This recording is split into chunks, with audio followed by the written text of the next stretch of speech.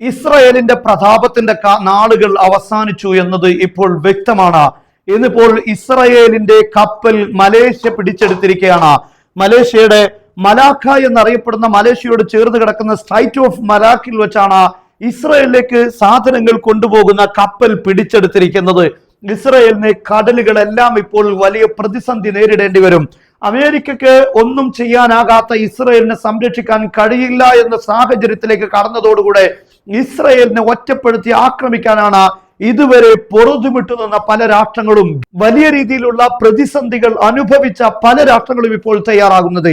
ഇസ്രായേലിനെ നിലക്ക് നിർത്തിയില്ലെങ്കിൽ മറ്റുള്ള രാഷ്ട്രങ്ങൾക്കെല്ലാം അപകടകരമാണ് എന്ന് ബോധ്യപ്പെട്ടെങ്കിലും പക്ഷെ അതിന് എങ്ങനെ പ്രതിരോധിക്കും എന്നറിയാത്ത ഒരു സാഹചര്യം ഉണ്ടായിരുന്നുവെങ്കിൽ ഇറാൻ അതിനുള്ള ചുവപ്പ് കൊടി കാണിച്ചിരിക്കുന്നു, അല്ലെങ്കിൽ ഇറാൻ അതിന്റെ തുടക്കം കുറിച്ചിരിക്കുന്നു. അമേരിക്കയോട് ഇനി ഇങ്ങോട്ട് വരേണ്ടതില്ല ഇസ്രായേലിനെ സംരക്ഷിക്കാൻ എന്ന് വ്യക്തമായ സന്ദേശം നൽകി മിഡിൽ ഈസ്റ്റിലുള്ള സകല ബേസുകളിൽ നിന്നും അമേരിക്ക വിഡ്രോ ചെയ്യാനുള്ള എല്ലാ നീക്കങ്ങളും ഇറാൻ എടുത്തു കഴിഞ്ഞു. അതോടുകൂടെ ഇപ്പോൾ മറ്റു രാഷ്ട്രങ്ങൾ വ്യക്തമായ ഒരു സഖ്യത്തിലേക്കും കടന്നിരിക്കുകയാണ്. എങ്ങനെ ഇസ്രായേലിനെ ഒറ്റപ്പെടുത്താനുള്ള അമേരിക്കയാണ് ഇസ്രായേലിന് ലോകത്ത് ആകെ സപ്പോർട്ട് ചെയ്യുന്ന ഒരേ ഒരു രാഷ്ട്രമുള്ളത്. പക്ഷെ അമേരിക്കയ്ക്ക് സപ്പോർട്ട് ചെയ്യാൻ കഴിയില്ല. അമേരിക്ക ഒറ്റപ്പെടും എന്ന് തോന്നുന്ന ഘട്ടത്തിൽ അമേരിക്കയുടെ കാര്യങ്ങൾ ശ്രദ്ധിക്കേണ്ടി വരും. അമേരിക്കയുടെ സെനറ്റ് അംഗമായ ക്രിസ് മെർഫി പറയുന്നത് ഇറാനുമായിട്ടുള്ള യുദ്ധത്തിൽ ട്രംപ് പൂർണ്ണമായും പരാജയപ്പെട്ടിരിക്കുന്നു എന്നാണ്. ഇത് അമേരിക്കയുടെ ഭരണതലങ്ങളിൽ നിന്നാണ് നമ്മൾ ഇത് കേട്ടുകൊണ്ടിരിക്കുന്നത്. യുദ്ധത്തിൽ പരാജയപ്പെട്ടു എന്നത് വ്യക്തമാണ്, ലോകത്ത് എല്ലാവർക്കും അറിയാം. വാർത്ത വായിക്കുന്ന ഏതൊരു ചെറിയ കുട്ടിക്കും അറിയാൻ സാധിക്കും. പക്ഷെ അത്തരത്തിലുള്ള ഒരു ഘട്ടത്തിലാണ് ഇനി ഇസ്രായേലിനെ എന്ത് ചെയ്യണം, ഇസ്രായേലിനെ നിലക്ക് നിർത്താൻ എന്ത് വേണമെന്ന് മറ്റു രാഷ്ട്രങ്ങളെല്ലാം ആലോചിച്ചു കൊണ്ടിരിക്കുന്നത്.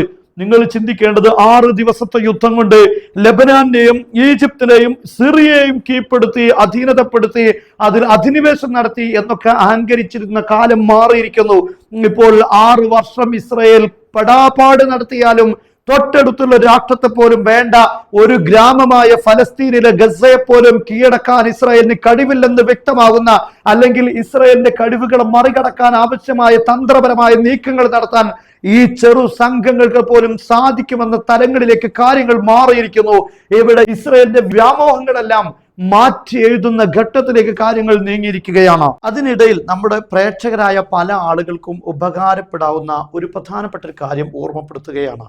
സൗജന്യമായ ഇംഗ്ലീഷ് പഠനത്തോടൊപ്പം നമ്മുടെ കുട്ടികൾക്കുള്ള മദ്രസ പഠനവും കൂടെ നൽകുന്ന കേരളത്തിലെ ഏക സ്ഥാപനമാണ് ത്വയ്ബ അക്കാദമി.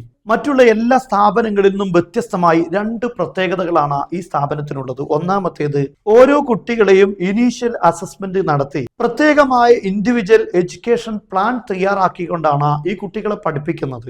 മദ്രസയിലേക്ക് തന്നെ പലപ്പോഴും എൻക്വയറി നടത്തുന്ന സമയത്ത് ചില കുട്ടികൾക്ക് ഖുർആൻ ഓതാൻ അറിയില്ല, വായിക്കാൻ അറിയുന്നില്ല, ക്ലാസ് 4ലോ 5ലോ എത്തിയിട്ടുണ്ട് എന്നൊക്കെ പരാതിപ്പെടുന്ന പല ആളുകളുണ്ട്.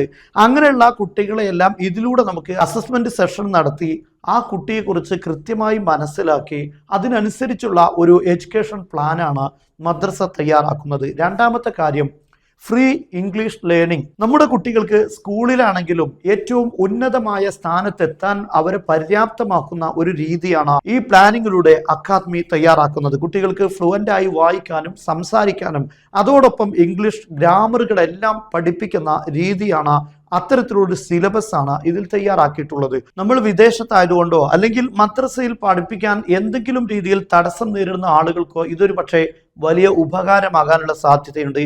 എന്നാൽ മദ്രസയോടൊപ്പം തന്നെ അവർക്ക് ഇംഗ്ലീഷും ലഭിക്കുന്നു എന്നതാണ് കേരളത്തിൽ ഓൺലൈൻ രംഗത്ത്, മദ്രസ രംഗത്ത് ഈ സ്ഥാപനത്തിന്റെ മാത്രം പ്രത്യേകത.